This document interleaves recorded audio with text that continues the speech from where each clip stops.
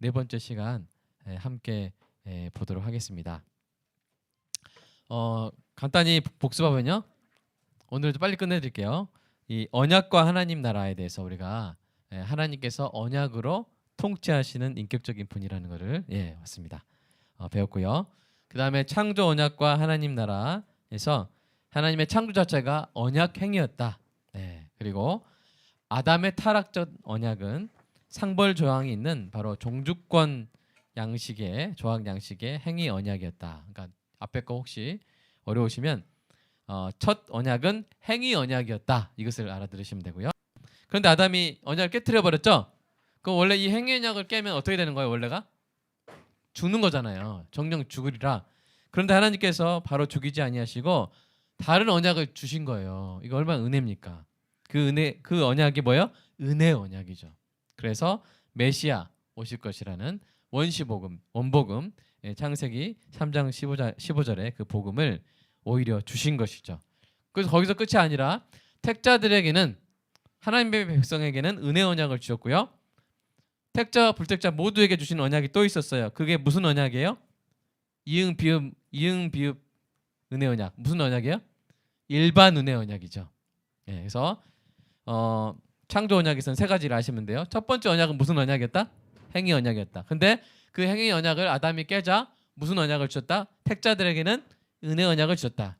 택자와 비택자들 모두에게는 무슨 언약을 주셨다? 일반 언약을 주셔서 살 수 있게 하셨다. 근데 문제가 뭡니까? 시간이 지나서 창세기 6장에 오면 그 사람들이 하나님께 영광을 돌리고 살아야 되는데 어떻게 해요? 죄가 땅에 관영하고 가득 차고 사람의 생각하는 것이 너무 악한 거예요. 막 착취하고 학대하고.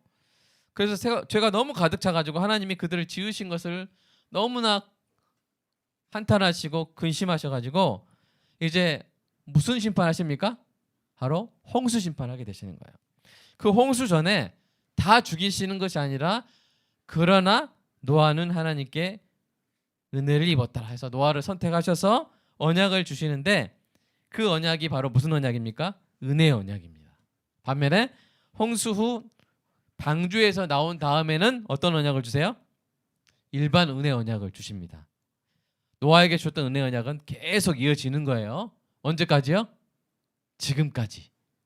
지금까지 이어진 거고 이때 홍수 후 노아 언약도 일반 은혜 언약으로서 갱신되어서 지금까지 이어지고 있는 것이죠. 자, 그러면 3번의 가로 2번을 보겠습니다. 3번의 가로 2번. 홍수전 노아 언약이 바로 은혜 언약이었어요. 아니 언약이란 말이 어디 있나요? 할 수 있는데요. 창세기 6장 17절, 18절, 19절, 20절 우리 한번 같이 읽어보겠습니다. 17절부터 시작. 내가 무릇 생명의 기운이 있는 모든 육체를 천하에서 멸절하리니 땅에 있는 것은 다 죽으리라.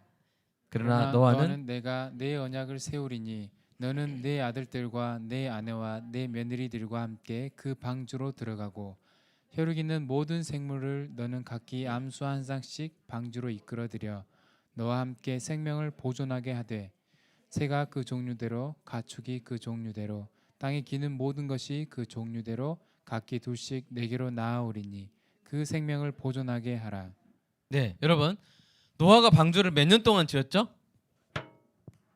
1번 12년, 2번 120년. 120년을 지었어요.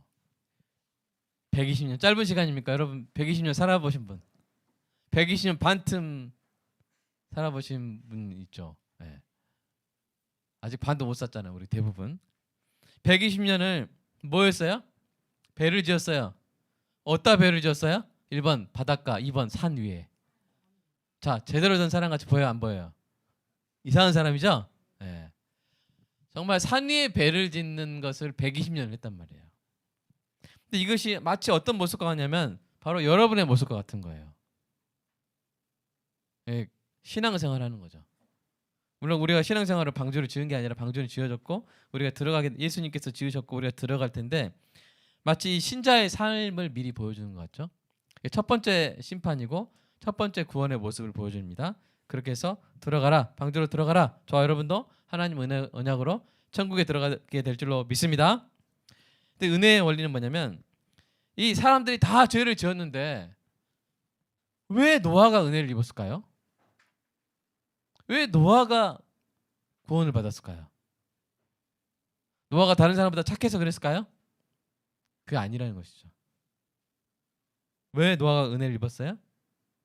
하나님이 찍었어요. 그냥 이렇게 하나님이 선택하셨어요. 하나님이 노아를 구원하시기로 선택을 하신 거예요. 그러니까 은혜는 받는 사람에게 달린 것이 아니라 누구한테 달린 거예요? 주는 사람한테 달린 것이죠. 그래서 하나님 노아를 선택하셨고 그 뒤에 뭐 노아가 행위 완전했더라 그런 내용은 그 뒤에 나오는 내용이에요. 노아가 그래서 우리가 이제 정말 은혜는 저와 여러분이 예수 믿기 전에 막 정말 선택받을 만한 착한 사람들이었습니까? 그게 아니잖아요. 그죠? 우리가 자격 없는 사람들이었지만 하나님의 은혜로 택함을 받아서 하나님이 우리에게 어떤 언약을 맺어주신 거예요? 우리 은혜의 언약을 맺어주시고 우리가 그 은혜의 언약 가운데 있는 것이죠. 그래서 노아가 이제 순종을 하는데요. 하나님의 그 언약의 대상으로 선택받은 다음에 순종을 하는데 이것이 뭘 이렇게 가리키냐면 바로 그리스도의 완전한 순종을 가리키는 거예요. 다만 노아의 순종은 완전한 순종은 아니에요. 네. 예수님처럼 완전한 순종은 아니지만 그러나 완전한 그리스도의 순종을 이제 가리키는 것이죠. 그래서 방주를 지어가는데요. 여기서 한 가지 제가 전에 말씀드린 거 약간 정정해 드릴게요. 제가 역사상 세 개의 신정 왕국이 있다고 했을 때 제가 전에는 뭐라고 했냐면 에덴, 이스라엘, 그다음에 하나님 나라 이렇게 천국 이렇게 말했는데 그게 아니라 에덴 하나 빠뜨렸어요. 방주. 이 방주 안이 신정 왕국이었던 거예요. 그래서 이 하나님이 방주 안에 들일 짐승들을 말씀하실 때 구별을 하십니다. 무엇과 무엇을 구별하십니까?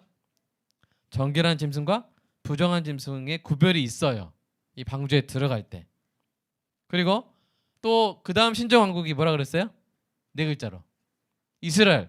이스라엘도 보면 시내산 언약에서 하나님이 구별해줘요. 뭘 구별해줘요? 정결한 짐승, 부정한 짐승을 구별해줘요. 그래서 그것을 이스라엘은 아직도 지키고 있잖아요. 아직도 그 지키고 있는 사람들이 많죠. 자, 이게 바로 이제 홍수전 은혜 언약의 내용이에요. 은혜의 원리를 우리가 알 수 있고 노아의 순종이 그리스도의 순종을 가리키는 예표라는 걸 알 수 있고 그 다음에 방주 안에 신정왕국 두 번째 신정왕국이 세워졌다는 것을 알 수가 있어요. 자, 그럼 넘어가서 이제 물이 빠집니다. 물이 빠지고 방주가 산에 딱 걸쳐지고 방주 문이 열리고 사람이 나옵니다. 이때부터 하나님이 또 언약을 주세요. 근데 이 언약은 은혜 언약이 아니라 어떤 언약이에요?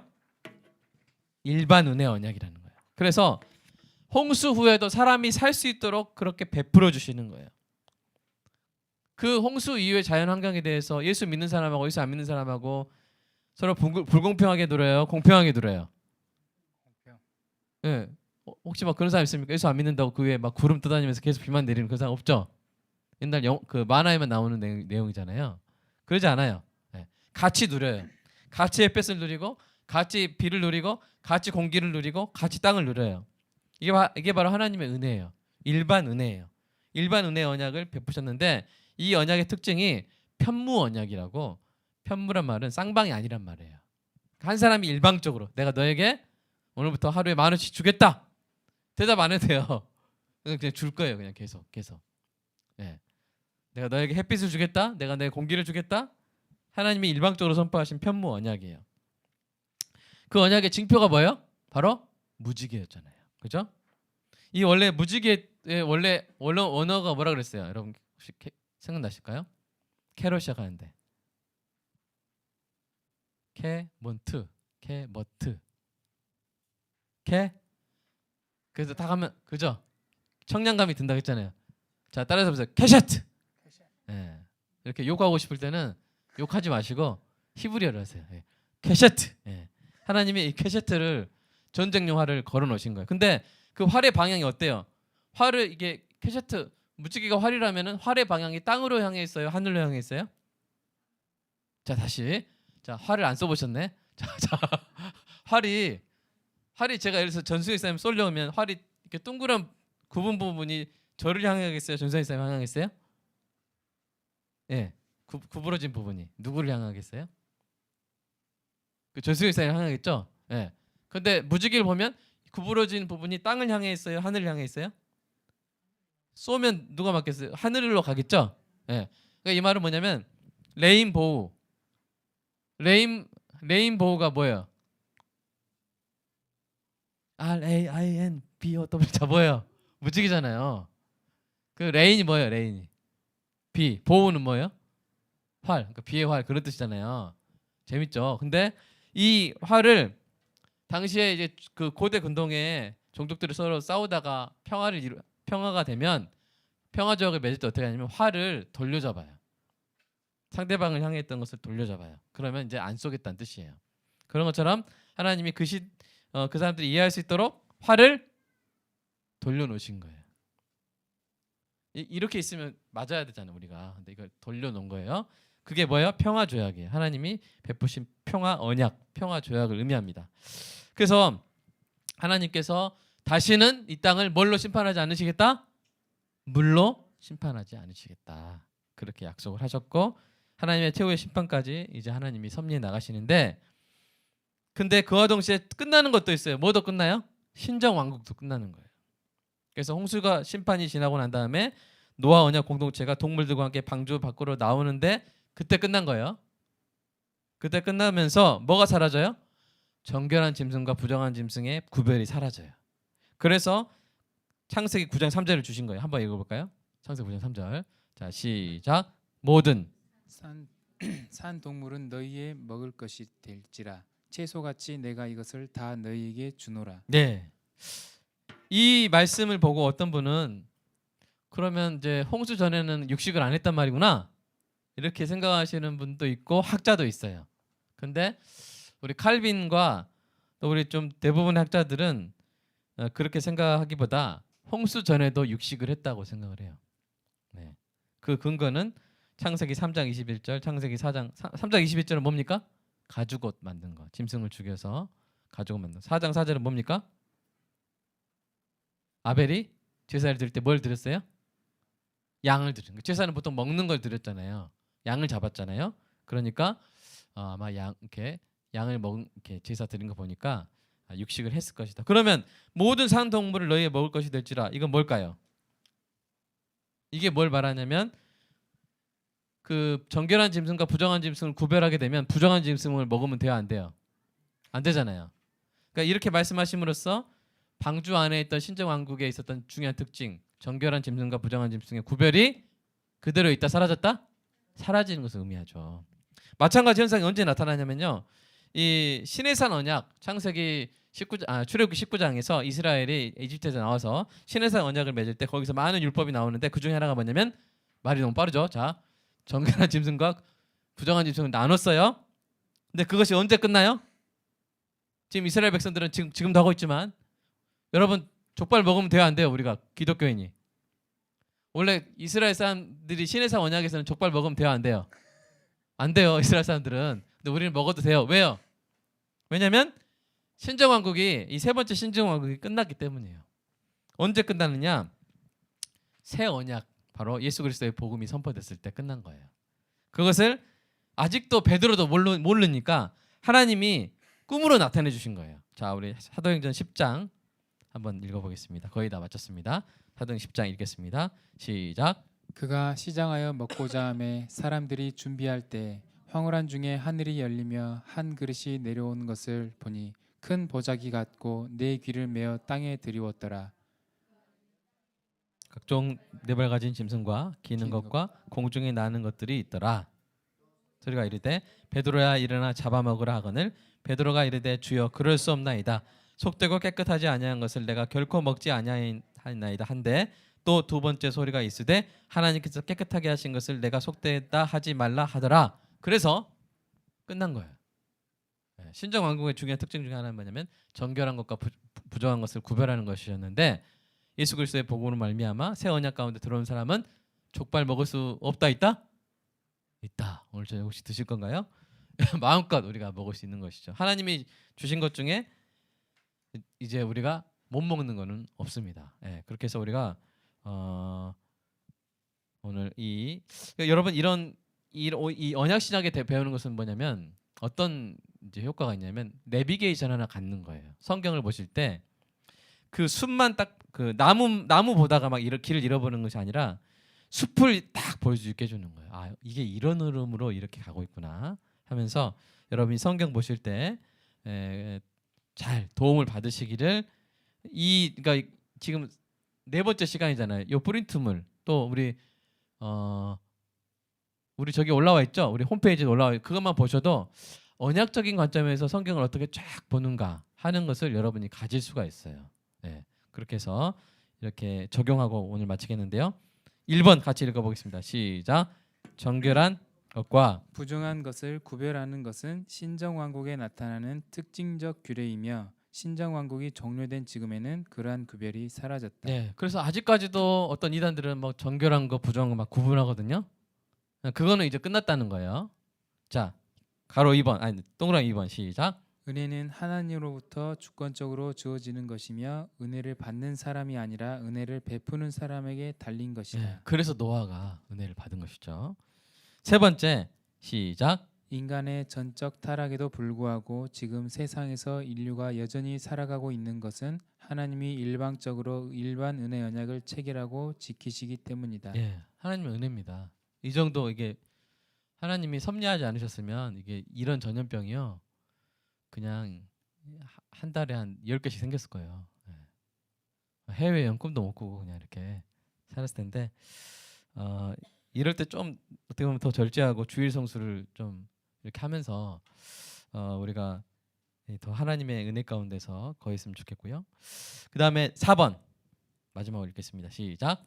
활을 돌려잡아 무지개를 만드신 하나님의 관계 방식을 세상에 나타내자. 네, 이 일반 은혜의 언약 생각해 보십시오. 정말 하나님이 얼마나 아프셨냐면 내가 참 이 인간 사람을 만드는 거를 내가 너무 괴롭고 내가 근심한다 하셨는데 그 근심하던 단어가 아짜부인데 아짜부는 아기가 엄마가 아기를 낳을 때 그 고통을 말할 때 산고를 말할 때 쓰는 단어예요. 하나님 그렇게 아프셨단 말이에요. 근데도 하나님이 어쨌든 다시 세상을 새롭게 하시고 활을 돌려서 무지개를 잡으셨 용서하시고 다시 사람이 살 수 있는 땅으로 만드셨죠.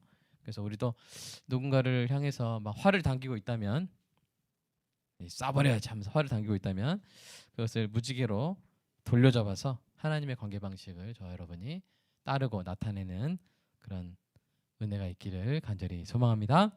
네. 다음 주는 우리가 뭘 배울까요? 다음 주 배울 거 기대하시면서 기대하시면서 그 다음 언약에 대해서 우리가 아자로 시작하는 사람인데 함으로 끝나는 사람인데 아브라함 언약을 우리가 함께 배우도록 하겠습니다. 기도로 마치겠습니다. 하나님 감사합니다. 노아 언약을 통해서 하나님의 그 사랑 배웠습니다. 하나님 무지개 사랑 우리 삶 가운데 실천하게 하시고 하나님 온 땅이 병들고 재난 가운데 있는 이 안타까운 현실 속에서도 여전히 이 땅을 붙들고 계시는 하나님의 은혜를 기억하게 하여 주시옵소서. 날마다 왕이신 하나님께 송영하는 우리 삶이 되게 하시고 정말 여자로 살게 하시고 정말 남자로 살면서 하나님의 형상의 그 관계 아름다운 그 하나님의 관계하심을 관계 방식을 세상 가운데 드러내게 하여 주시옵소서. 예수님의 이름으로 기도합니다.